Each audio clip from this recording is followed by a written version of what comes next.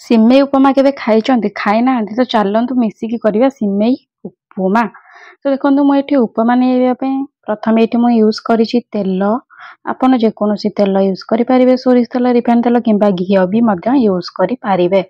ये देखो मुझे तेल गरम हो सारापर पकई देती जीरा जोटा कि बढ़िया भाव फुटी गलानी एबे मु काटा रखि पियाज मु पकई देती याको देखो बहुत बढ़िया भाव गोल्डन ब्राउन है भितर मुझे पकई देती भृसंग पत्र। तो यहाँ समस्त घर आवेलेबुल थी जहाँ जहाँ भी पकाउची तो टेंशन नबार ना। तो ये देखो भृसंग पत्र पकईकी बहुत बढ़िया भाव घाटी देती घाटी सारापर एबे आपण पाखे जे सब परिबा थिबो जेमती कि मो पाखे गाजर अच्छी मो गाजर पकाउची आपण पाखे गाजर बीट आलू बीन्स जहाँ भी थिबो कोबी सब पकई पारे। तो देखो एबे मुझे गाजर आलू दीटा जाक यूज करिछि आपण चाहिए किछि न पकई मध्य पारिबे। आ देखो लंका मु काटी लंका 3-4टा दी फाड़ करके पकईछि सिझिया टिके लुण पकईछि आउ टिके एठी मु पकईछि हल्दी पाउडर। आपण जदि चाहूचंती कलर टिके आसिया पे तो हल्दी पाउडर पकेबे जदि साधा चाहूचंती तो हल्दी पाउडर को स्किप करेंगे सेमती मध्य एटा बहुत टेस्ट लगी थाए। तो ये टाइप देखो मु घाटी देली बहुत बढ़िया भाव। तो ये टाइप घाटी देवे 2-3 मिनट टिके छाड़ीदेवे ये टाइप हल्का घाटी टिके छाड़ीदेवे।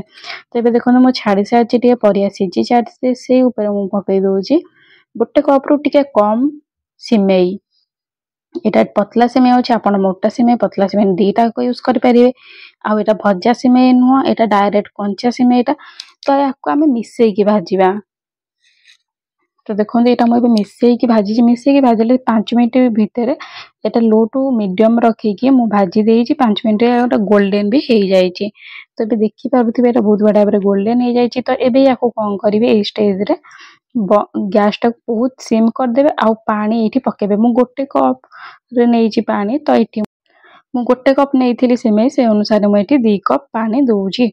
तो आपण जेतिकी नहीं तार क्वांटिटी डबल करके पानी आपण देबे दे सारा पर एपरिका मु घाटी दौची घाटी देकी बहुत बढ़िया भाव मीडियम टू सिम करके घोड़े देबे टेंशन नेबेनी एटा लागो ना बहुत बढ़िया भाव झुनझुन होगी आसो। आ देखो मुझे 2 चामच चीनी दे देइछि आपण जदि चाहूचंती चीनी देवाक चीनी दे पारिबे नले स्किप भी करि पारिबे।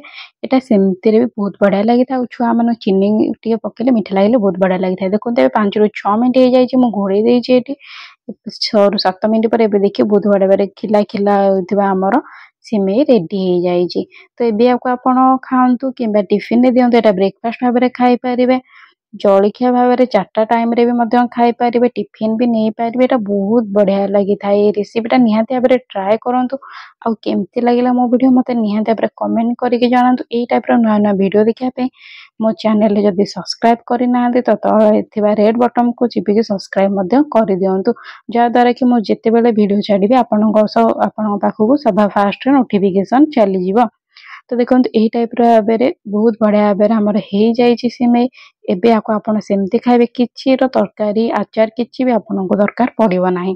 तो यही टाइप देखो मु चलेली खाइया पे आपन जदि बहुत भल लागुची तो प्लीज बनातु फैमिली सहित शेयर करंतु फ्रेंड को सहित शेयर करंतु। यही टाइप भाव आपन केबे आगुरु बनैथिले कि जदि ना तो मते कमेंट रे कहंतु कि ना आज आमे बनैबू।